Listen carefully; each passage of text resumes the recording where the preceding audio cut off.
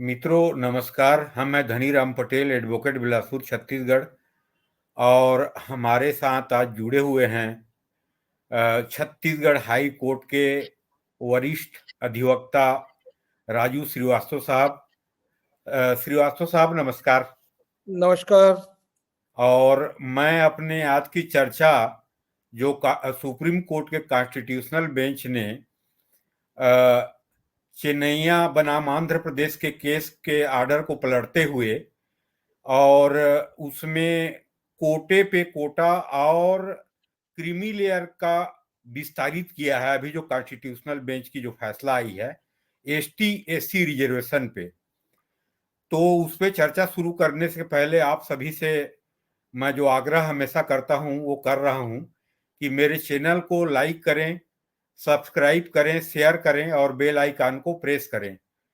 तो श्रीवास्तव साहब, ये जो सुप्रीम कोर्ट के कॉन्स्टिट्यूशनल बेंच की फैसला आया है उसमें तो मैं जहां तक समझता हूं ये तो अंतिम व्यक्ति तक जस्टिस को पहुंचाने का काम किया है। एक मैं उदाहरण दूंगा आपको कि मीणा जाति है एसटी राजस्थान में, वहां उनकी पॉपुलेशन है 7%। एसटी में 7% टोटल पॉपुलेशन है, 14% एसटी वहां राजस्थान में, उसमें 7% है। लेकिन राज्य के सरकारी नौकरी में मीणा लोगों की हिस्सेदारी है अभी तक 80%, 80% लगभग। और पूरे एसटी जो 7.5% है पूरे भारत में, उसमें 1% भी मीणा लोग नहीं हैं, 0.4% हैं। और आईएएस, आईपीएस, आईएफएस में उनकी भागीदारी लगभग 10% है पूरे हिंदुस्तान में।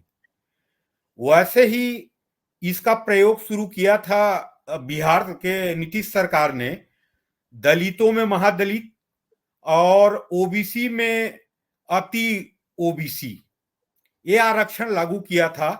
और इसको चैलेंज हुआ हाई कोर्ट, सुप्रीम कोर्ट में। अंत में उसको अमान्य कर दी थी सुप्रीम कोर्ट ने। वही केस हुआ था वो महाराष्ट्र गवर्नमेंट के निर्णय और पंजाब सरकार के निर्णय। पंजाब सरकार ने भी यही नहीं लिया था कि कोटे पे कोटे और दलितों में महादलित को आरक्षण में प्राथमिकता दिया जाए और क्रीमी लेयर को लागू किया जाए। ये पंजाब सरकार की घोषणा थी 2006 के, जिसको पंजाब हरियाणा हाई कोर्ट ने 2010 में रिजेक्ट कर दिया था, निरस्त कर दिया था। तो श्रीवास्तव सर, इस फैसले को आप कैसे देखते हैं? धनीराम जी, देखिए, जहां तक इस फैसले का सवाल है, आपने बिल्कुल सही कहा कि सुप्रीम कोर्ट का ये जो फैसला है ये समाज के अंतिम व्यक्ति तक निर्णय का लाभ पहुंचाने का ये फैसला है। मैं थोड़ा सा एक आगे कुछ जानना चाहूंगा जी और जी मैं जी ये कहूंगा कि माननीय सर्वोच्च न्यायालय का ये फैसला जो आया है देविंदर सिंह विरुद्ध स्टेट ऑफ पंजाब में, ये जी वास्तव में संविधान की मूल भावना के अनुरूप है। जी जी जी और ये फैसला संविधान की मूल भावना को अभिव्यक्त करता है जी जी कि अगर देखिए, जहां तक backward class, schedule caste, schedule tribe, इसका संवैधानिक प्रावधान जो है, तो हमारे संविधान का अनुच्छेद 340 जो है जी जी उसमें यह प्रावधान है कि सरकार बैकवर्ड क्लासेस की कंडीशन, उनकी अवस्था, उनकी जांचने के लिए एक कमीशन अपॉइंट कर सकती है जी जी जी उसके परीक्षण के लिए। और जो शेड्यूल कास्ट की अवधारणा अनुच्छेद 341 में है, तो वो जी जी 341 में कहता है कि राष्ट्रपति किसी भी राज्य या संघ के केंद्र शासित क्षेत्र के लिए उस राज्य के राज्यपाल से परामर्श करने के पश्चात एक ऐसा नोटिफिकेशन जारी कर सकेंगे जिसमें वो किसी कास्ट, रेस, ट्राइब या पार्ट्स ऑफ ग्रुप, उस कास्ट के अंदर जो ग्रुप होंगे उसको जी उस राज्य के लिए वो शेड्यूल कास्ट घोषित कर सकते हैं। तो जी जी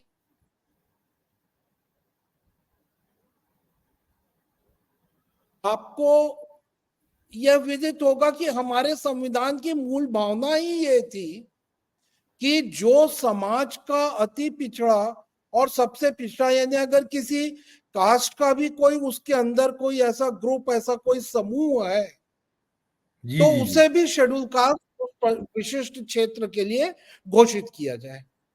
तो जी अगर जी इस दृष्टि से आप देखेंगे इसको, तो माननीय सर्वोच्च न्यायालय का जो फैसला है, ये माननीय सर्वोच्च न्यायालय का फैसला संविधान की मूल भावना के अनुरूप है, जिसके अनुसार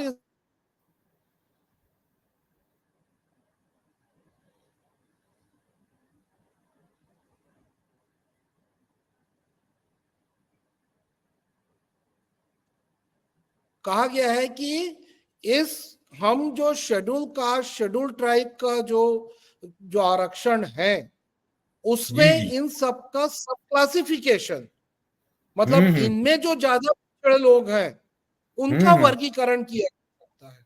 हम्म हम्म और अगर आप इसको ये देखेंगे कि हमारे संविधान में सारे नागरिकों को समानता का अधिकार है, अनुच्छेद 14, आर्टिकल 14 को यदि आप देखें तो आर्टिकल 15 ये कहता है कि किसी भी नागरिक के संबंध में हमारा राज्य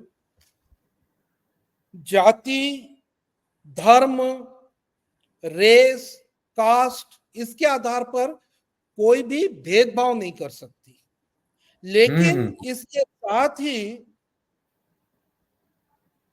आर्टिकल 15 का सब आर्टिकल 4 जो है, अनुच्छेद 15 का उप अनुच्छेद 4, वो ये उप अनुच्छेद 4 वो ये कहता है कि राज्य को कुछ भी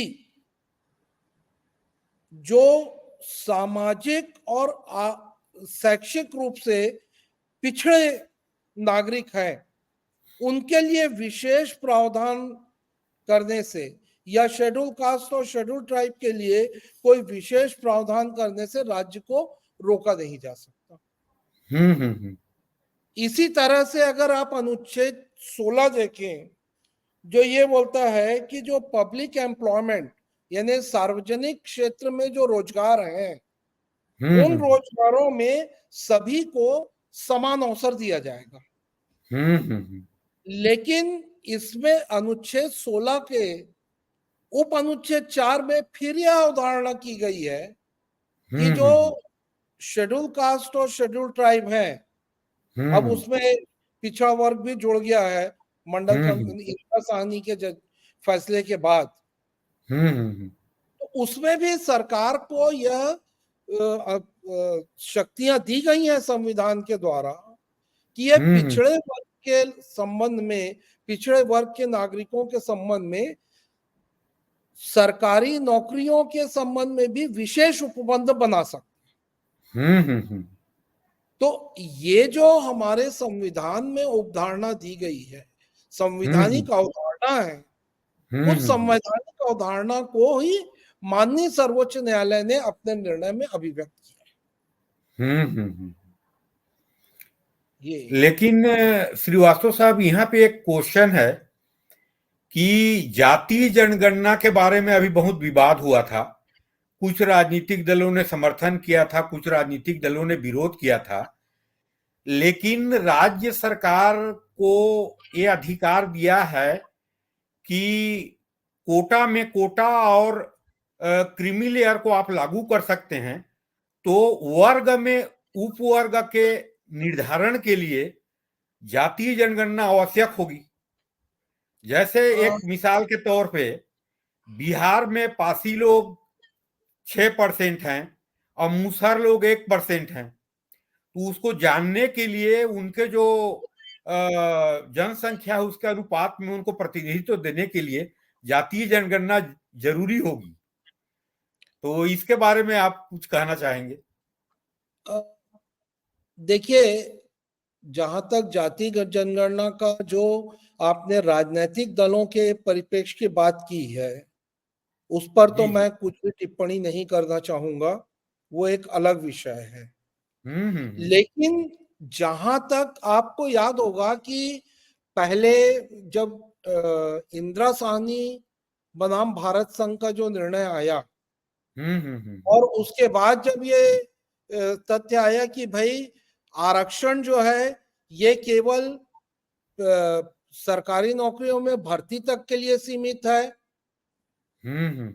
या प्रमोशन यानी पदोन्नति में भी आरक्षण लागू होगा।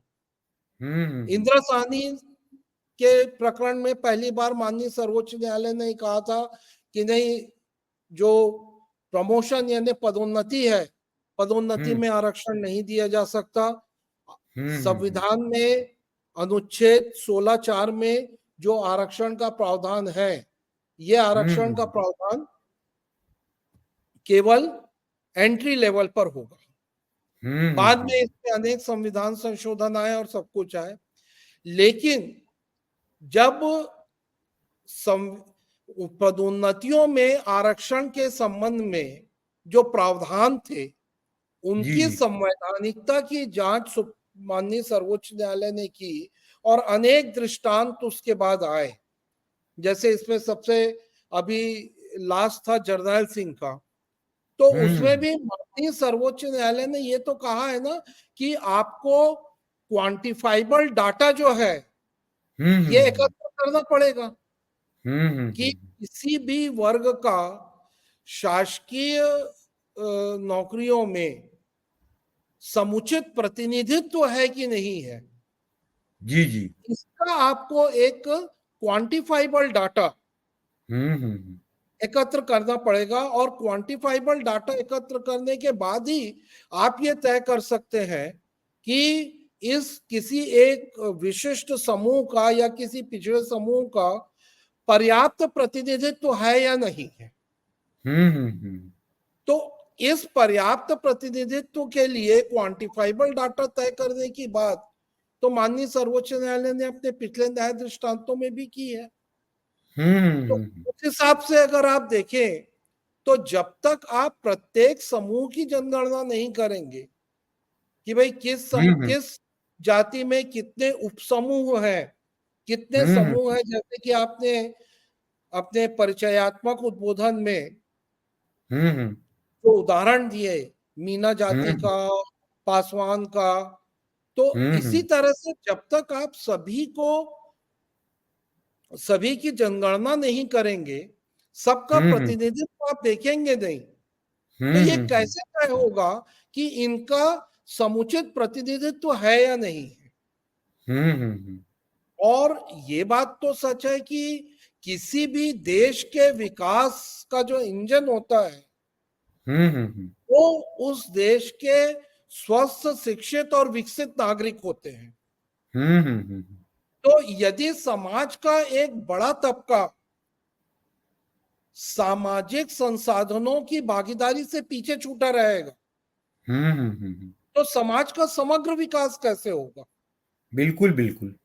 तो समाज के समग्र विकास के लिए ये बहुत जरूरी है कि समाज के सभी तबके, और समाज के विशेष रूप से ऐसे पिछड़े तबके जिनकी अभी सामाजिक संसाधनों में भागीदारी नहीं के बराबर है, उनको भागीदारी दी जाए।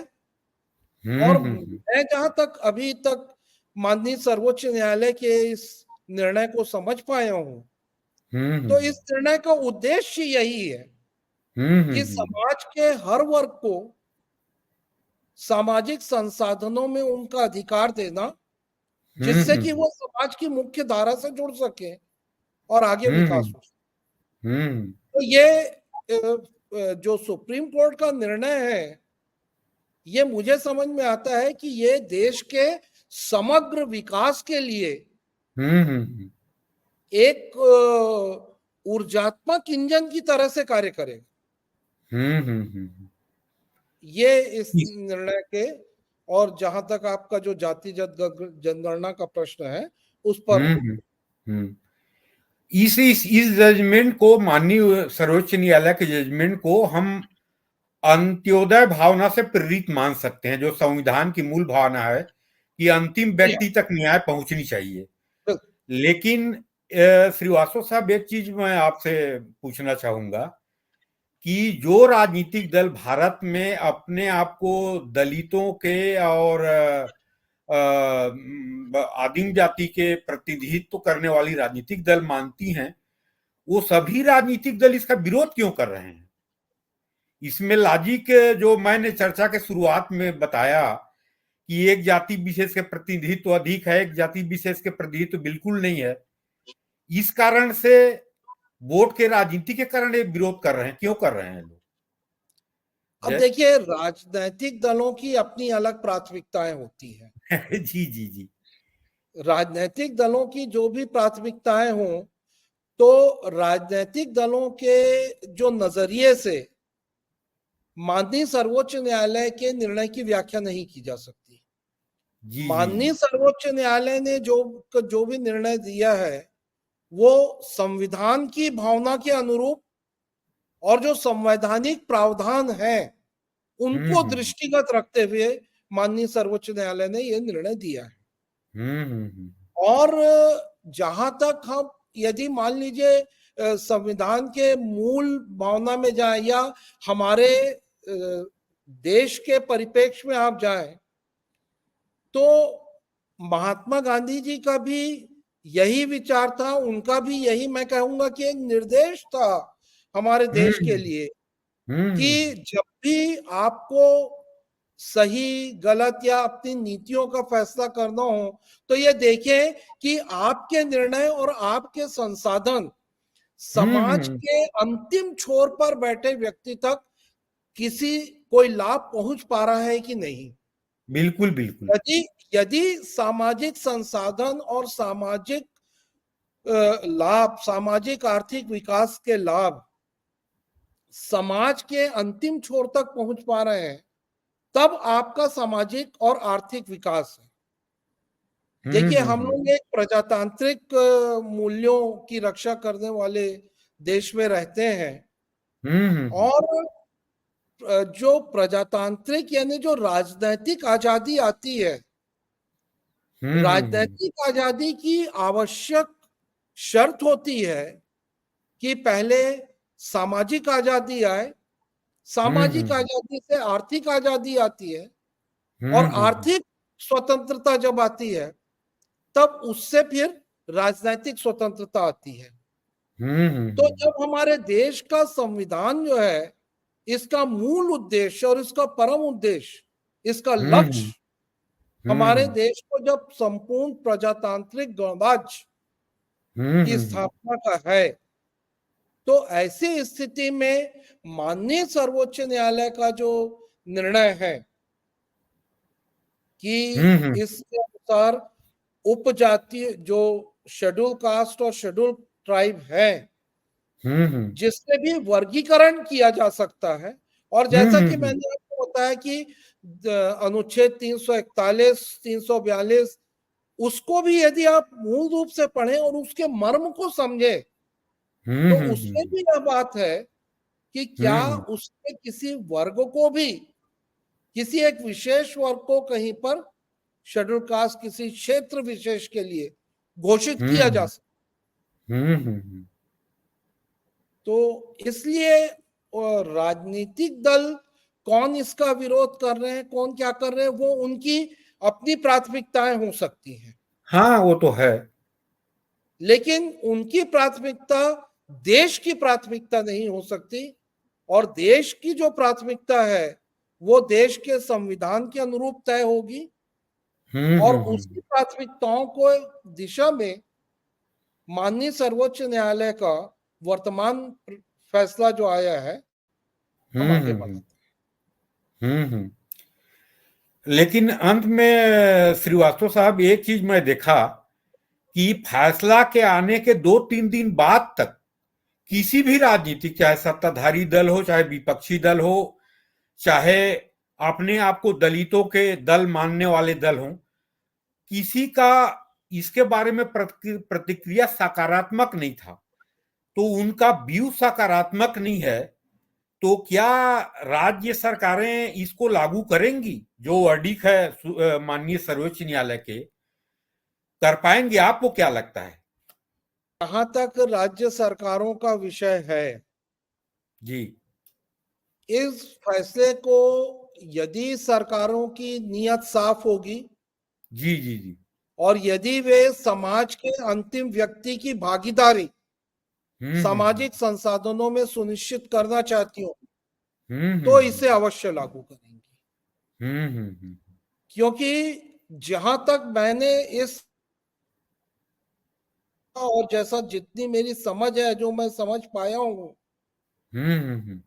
मेरा यह मानना है कि ये निर्णय देश के समग्र विकास के लिए हम्म एक ईंधन की तरह कार्य करेगा और देश के समग्र विकास के लिए जो आवश्यक है कि प्रत्येक व्यक्ति की सामाजिक, राजनीतिक एवं आर्थिक स्वतंत्रता एवं विकास, उसको यह निर्णय सुनिश्चित करेगा। इसलिए यदि देश के प्रति आपके लिए आवश्यकता है, यदि देश के विकास के बारे में आपकी पहली प्राथमिकता है, तो हर राजनीतिक दल इस निर्णय का स्वागत करना चाहिए और इस निर्णय को जैसा माननीय सर्वोच्च न्यायालय ने कहा है, उस रूप में इसे लागू करना चाहिए। और माननीय सर्वोच्च न्यायालय का दिया गया निर्णय देश का कानून है। संविधान के अनुसार माननीय सर्वोच्च न्यायालय जो भी निर्णय देता है वह देश का कानून सभी पर बाध्यकारी है। तो इस कानून को तो सभी को मानना पड़ेगा, निर्णय मानना सभी पर। पड़ेगा। और अंततोगत्वा मतलब जन दबाव में इसको स्वीकार करना पड़ेगा, चाहे देखिए, उनका इच्छा जन लागू दबाव करने तो का एक ना भी अलग हो। प्रश्न, नहीं, जन दबाव एक अलग प्रश्न है। पर क्या कोई ये कह सकता है कि मैं देश का संविधान या देश का जो कानून है उसको मैं नहीं मानूंगा? माननीय सर्वोच्च न्यायालय ने एक फैसला दिया है, अगर उसको कहते हैं कि नहीं हम नहीं मानेंगे, तो आप संविधान का अनादर कर रहे हैं। बिल्कुल बिल्कुल बिल्कुल। माननीय सर्वोच्च न्यायालय का अनादर कर रहे हैं, संविधान का अनादर कर रहे हैं। तो जहां तक सवाल है, देखिए, संविधान में जो पिछड़ों, अति पिछड़ों के लिए संविधान ने सीधे सीधे आरक्षण की बात नहीं कही है। मैंने आपको बताया कि अनुच्छेद 15 और अनुच्छेद 16, जी जी जी। अनुच्छेद 15 जो है ये समानता की बात करते हैं और अनुच्छेद 16 जो शासकीय नौकरियां हैं उसमें समान अवसर की बात कर। लेकिन अनुच्छेद 16 में एक एनेबलिंग प्रोविजन जिसे कहा जाता है, एक प्रावधान बनाया गया, राज्य को यह शक्ति दी गई है कि अगर आप पिछड़े, अति पिछड़े, इनके संबंध में कोई इनके प्रतिनिधित्व को सुनिश्चित करने के लिए यदि कोई आप एक्ट बनाते हो, एक्ट पारित करते हो या कोई आप नियम बनाते हो, तो वो नियम असंवैधानिक नहीं होगा, वो नियम अनुच्छेद 16 के विपरीत नहीं होगा। तो शक्ति तो दी गई है राज्यों को बनाने के लिए कानून, और यही हुआ था कि स्टेट ऑफ पंजाब ने एक कानून बनाया। स्टेट ऑफ पंजाब ने ये कहा कि भाई जो देविंदर सिंह का जो प्रकरण आया, तो 2006 में पंजाब सरकार ने जो कानून बनाया, पंजाब सरकार का कानून यही था कि शेड्यूल कास्ट की जो उसमें डेफिनेशन दी गई थी, उसके अनुसार तो शेड्यूल कास्ट वही था, पर पंजाब सरकार ने क्या कहा था, सेक्शन 4(2) जो रिजर्वेशन एक्ट उनका 2005 का था, उन्होंने ये कहा था कि 25% जो सीट है किसी भी सरकारी नौकरियों में, 25% शेड्यूल कास्ट के लिए आरक्षित रहेंगी और 12% जो है वो बैकवर्ड क्लासेस की रहेंगी। फिर ये कहा था कि जो रिजर्व कोटा है, उस रिजर्व कोटा का 50% शेड्यूल कास्ट जो है वो पहले वाल्मीकि और मजहबी सिख को दी जाएंगी। पंजाब सरकार ने ये कहा था कि 25% का आरक्षण रहेगा शेड्यूल कास्ट के लिए, और शेड्यूल कास्ट का जो 25% का आरक्षण है उसमें से 50% पहले वाल्मीकि और मजहबी सिख को दी जाएंगी। सिख समुदाय, सिख समुदाय, मजहबी सिख। इसको पंजाब एंड हरियाणा हाईकोर्ट ने यह कहा था कि ये संविधान की धारा 16 के अंतर्गत का उल्लंघन है और संविधान की धारा ये अधिकार नहीं दिया जाता सरकार को कि वो शेड्यूल कास्ट के भीतर भी वर्गीकरण करे। हाँ, सब कास्ट। माननीय सर्वोच्च न्यायालय ने कहा नहीं, ये वर्गीकरण संभव है और माननीय सर्वोच्च न्यायालय ने भी कहा कि राज्य सरकारें क्वांटिफाइबल डाटा एकत्रित करें और एकत्रित करने के बाद उसको लागू कर सकते। उसका बेस हो जातीय जनगणना होगा डाटा के लिए। हाँ, आप एक तरह से ये कह सकते हैं कि इसका कहीं ना कहीं आधार आपको ये सुनिश्चित तो करना पड़ेगा बिल्कुल कि पिछड़ों में कौन पिछड़ा। श्रीवास्तव साहब यहाँ पे, जी जी जी, श्रीवास्तव साहब यहाँ पे कई लोग अपना ये मत व्यक्त कर रहे हैं और लोकतंत्र में मत व्यक्त करने का सबको अधिकार है कि इसमें जातीयता और बढ़ेगी, जातीयता और बढ़ेगी और समाज में विकृतता आएगी, ऐसे लोगों का धारणा है। इसके बारे में आपका क्या कहना है? देखिए, आप ये इस चीज का ध्यान रखिए कि शिक्षा जो हो, शिक्षा जी और आर्थिक विकास किसी भी समाज की विकास की कुंजी होती है। जी जी जी। आप आज से 50 साल पहले के हमारे देश की स्थिति देखिए और आज की स्थिति देखिए। जैसे जैसे एक बड़ा वर्ग, एक बड़ा तबका शिक्षित होता गया है और शिक्षा के आधार पर वो विकसित होता गया है, उससे जातिगत बंधनों को तोड़ा है, बिल्कुल न कि जातिगत बंधन बढ़े हैं। और जातीयता बढ़ने का सबसे बड़ा कारण यह है कि समाज के गाड़ी को चलाने वाले सभी जो पहिए हैं वो एक आकार के नहीं है, कोई छोटा है कोई बड़ा है, और आर्थिक, राजनीतिक और सामाजिक रूप से सभी एक प्लेटफॉर्म पर नहीं खड़े हैं।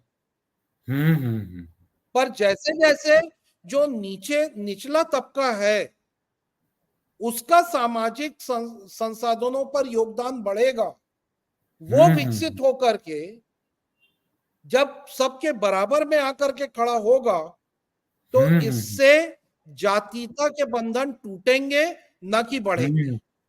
जी जी जी, ऐसा मेरा तो मानना है। जी जी बिल्कुल, ये फैसला एक प्रकार के अंत्योदय से प्रेरित और सामाजिक न्याय को अंतिम पंक्ति तक पहुंचाने वाला मान सकते हैं। हालांकि कई लोग विरोध करते हैं, सहमत होते हैं, अलग चीज है, लोकतंत्र में होता है क्रिया प्रतिक्रिया, देखिए सहमति और असहमति तो होती जो है रहती है। किसी भी लोकतंत्र का और किसी भी स्वस्थ समाज का में एक जरूरी है, होना भी चाहिए।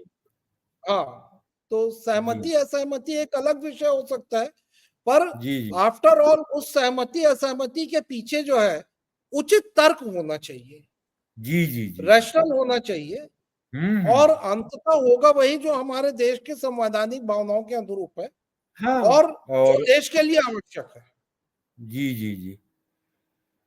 तो अंत में आपने अपने अमूल्य समय मेरे आग्रह पे दिया, उसके लिए आपको नमस्कार, धन्यवाद।